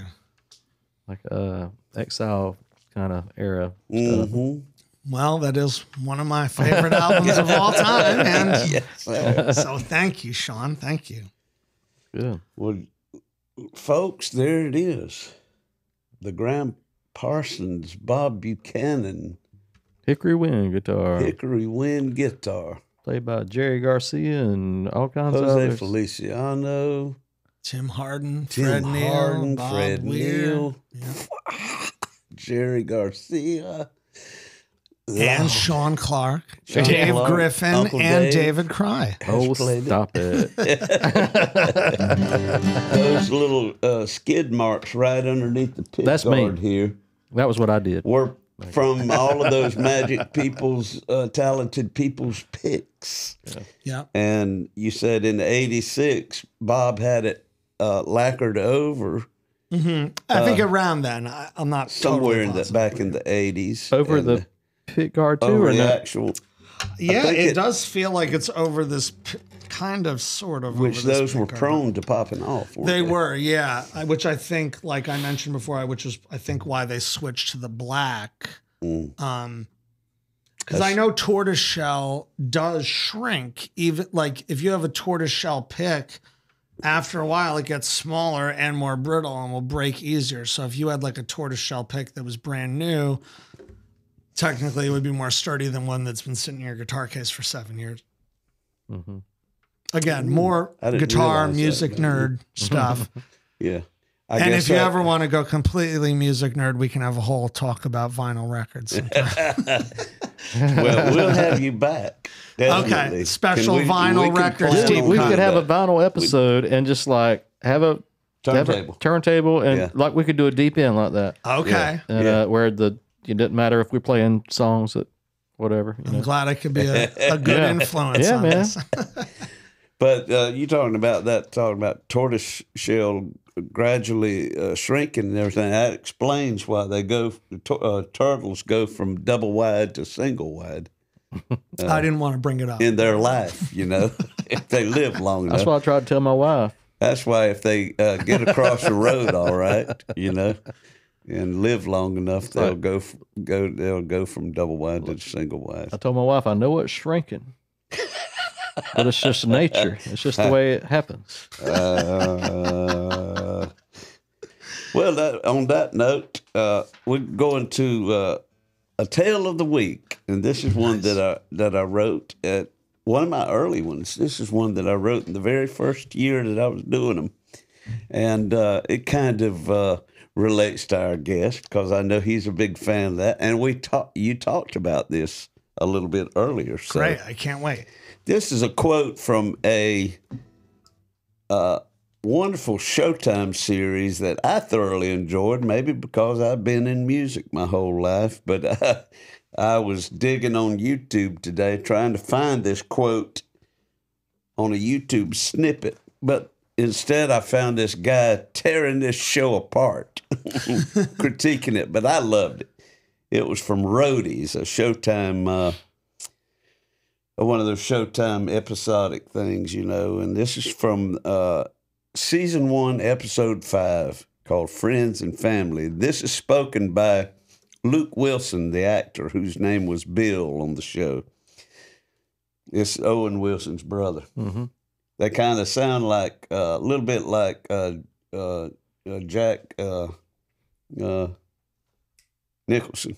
Well, you know that Gram Parsons virtually created country rock when he inspired the Rolling Stones to record Wild Horses in 1971?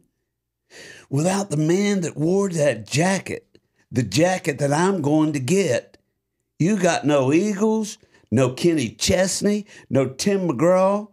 And country? Country stays traditional. And Taylor Swift is working at Tom's instead of being out in space. Anyhow. Nutia Kotlyrenko was born in Kiev, Ukraine on December 15th, 1902, to a Ukrainian Jewish family. When he turned 11, his parents sent him and his brother to America to escape the anti-Semite persecution in the Russian Empire. Nutia wandered around the U.S. working as a shoeshine boy and a boxer, and claimed to have hung out with the infamous Pretty Boy Floyd. At the age of 32, he met and married a Minnesota girl by the name of Helen Bobby Kruger. The newlyweds moved to New York City and opened a ladies' boutique specializing in custom-made apparel for burlesque dancers. In 1940, Nutia and Bobby had relocated to Los Angeles, where they launched a line of Western wear out of their garage. By 1950, they operated a permanent shop in North Hollywood, selling customized suits and eventually customized boots, belts, saddles, and even automobiles. His very first client in 1947 was a struggling country singer named Tex Williams. Nudie persuaded Tex to buy him a sewing machine. In exchange, he designed clothing for Tex. From the beginning, his designs were flamboyant and ostentatious, littered with rhinestones and themed images using chain stitch embroidery. Among his early creations was Elvis Presley's famous $10,000 gold lame suit that the singer wore on the album 50 Million Elvis Fans Can't Be Wrong. I did not realize that was him. That was Nudie that did that. I did not realize that one. The gregarious Taylor created outfits for legendary film stars, Roy Rogers and Dale Evans. You gave me, I think, the wrong paper. Oh, no, I circled the numbers. I got the wrong paper there. Well, I can't give you mine. Okay, next. Roy Rogers, number 2. Roy Rogers and Dale Evans.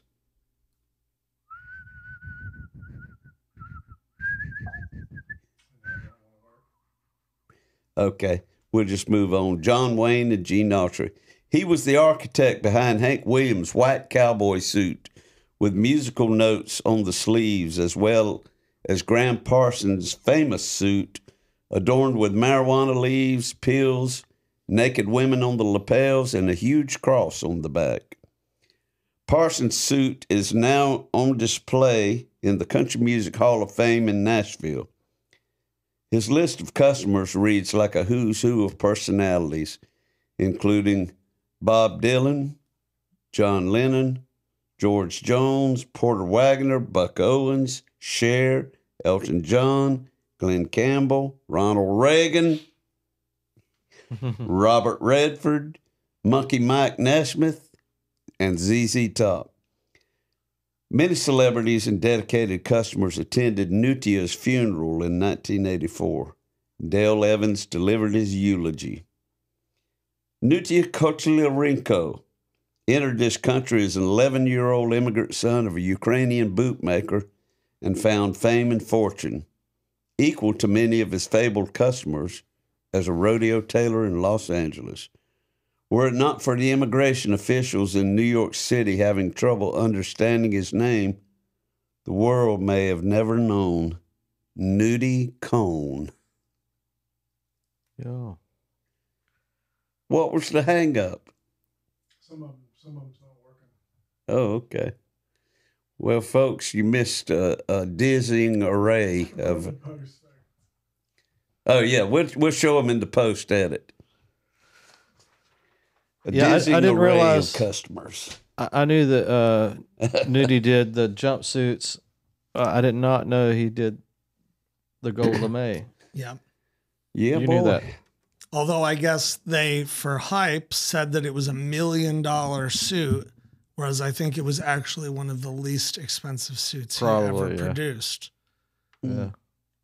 It just looked like $1 million. That's him and Elvis right there. How about that? That was In that picture, it looks baggy on him, like, doesn't it? But like when he's doing that wiggle across the stage. Yes. Well, I love the quote that Graham said about the Nudie suits. He said, "We don't wear rhinestones because we think we're cool. We wear rhinestones because we think rhinestones are cool." Yeah. Yeah. Yeah. Well, folks, we appreciate y'all hanging out with us for this conversation and music with one of our good buddies all the way from the state of New York and the town of Woodstock. You can't get any better than that, I don't think. Come on up, take a visit. And Well, we'd like to. We was talking about the possibility of doing a East Coast stagecoach jaunt, Wow. and figuring it out where I'd love to have we you could up take. there. Yeah, we can Have him jump on. We could take shows. the Page Brothers halfway up, and then have you meet us halfway and go the rest of the way. Let's do it. Figure it out. We'll figure it out because, after all, we're so busy. And while we're figuring all that out, everybody else listening can figure out how they're going to mosey on down to Waycross, Georgia from October 12th to 14th for this next Gram Parsons guitar pull. Exactly. Where I know I'll be. Yeah. I know this guitar is going to be there. I know these boys Come are see the guitar in person. That's right. That's and right. there's going to be a lot of other fun too. So you can never know exactly how amazing it's going to be because there's an intangible element. It is beautiful. Very cosmic. Yes. Yeah. The caboose, that's out at the local fairgrounds. So they have a red caboose out there, this being a train town. And that's where we set up the main information tent right there next to the caboose. And Lynn wrote, one of the windows of the caboose got knocked out, and they replaced it with a white plywood board. And Lynn wrote on there, no, it was a green plywood board. She wrote on there in chalk, welcome to the Gramley reunion. Nice. Last October. And it's still there. It's been through the agricultural fair last year. It's been through several other different functions that other people are putting on out there, and nobody's erased it yet.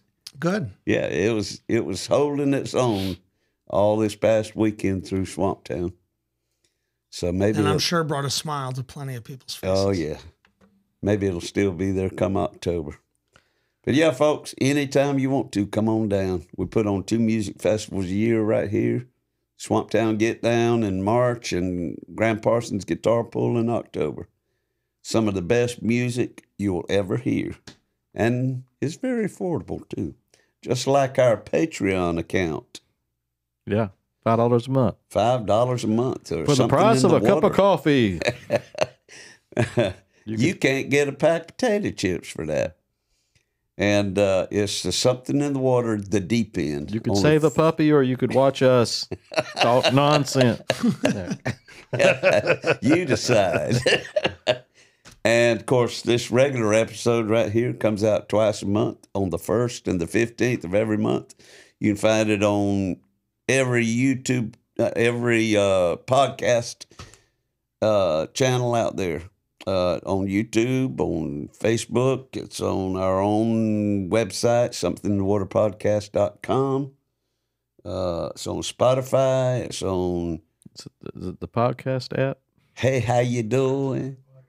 I don't know. It's everywhere that you can find podcasts in this fine world. David, tell them where they can find you. You said your website a few times, but sure, yeah. Again, my name's David Kraai. That's spelled Kraai. Sounds like cry. It means crow in Dutch, like the bird.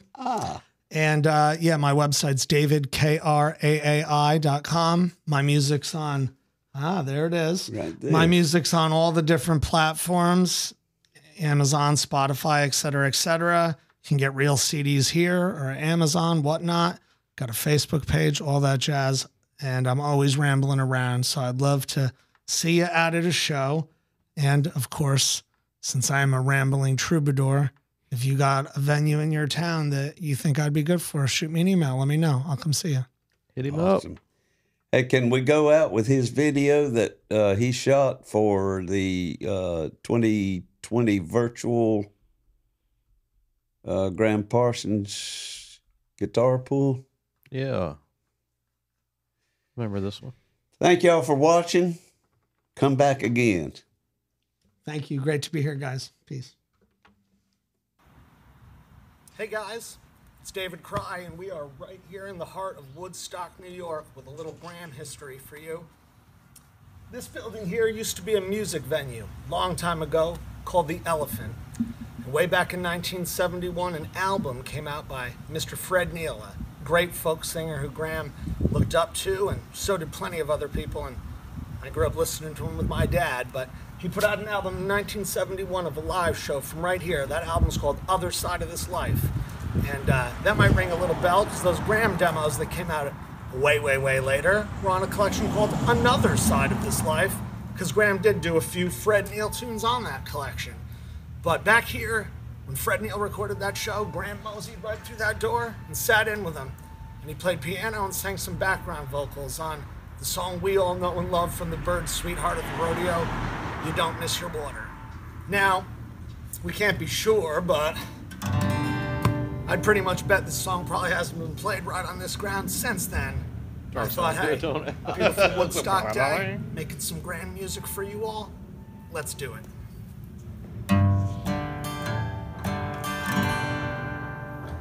In the beginning, they renovated that whole building now it's a super bougie restaurant. Like you know, probably like $30 drinks, you know. But I was blind. Somebody was working in there then, wasn't it? Yeah, that's they were like renovating that. And I could not see. Well, it certainly don't look super bougie.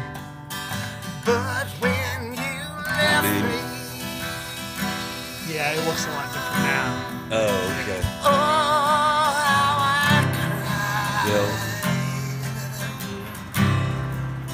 You don't miss your water till your well runs dry. Now I was a playboy. I could not be true. I really believed I could not love you. But when you left me,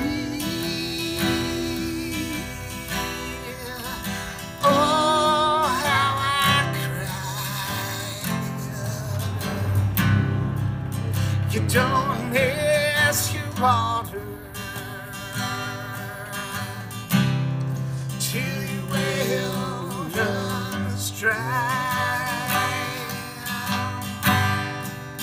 You don't miss your Man, water. that guitar booms, doesn't it? Till your well runs dry. You don't miss your water till your well runs dry.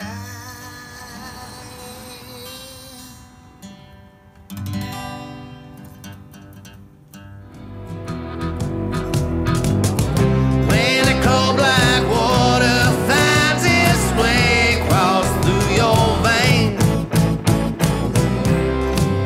it just might seal your fate.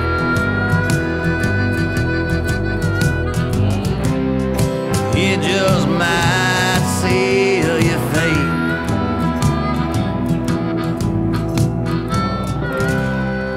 It just might seal your fate.